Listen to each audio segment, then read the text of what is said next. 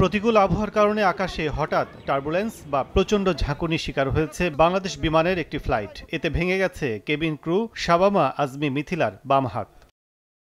Abu Dhabi থেকে চট্টগ্রাম হয়ে ঢাকায় ফিরছিল বিমানের বিজি 0128 ফ্লাইটটি। উড়োজাহাজটি প্রায় 15,000 ফুট উচ্চতায় থাকার সময় অবতরণের প্রস্তুতি নিচ্ছিল। এ সময় কেবিন ক্রু মিথিলা ফ্লাইটে নিয়মিত দায়িত্ব পালন করছিলেন, কিন্তু ঢাকার আবহাওয়া খারাপ থাকায় হঠাৎ উড়োজাহাজটি প্রচণ্ড ঝাঁকুনি বা টার্বুলেন্সের শিকার হয়, যা প্রায় 6 সেকেন্ড স্থায়ী ছিল।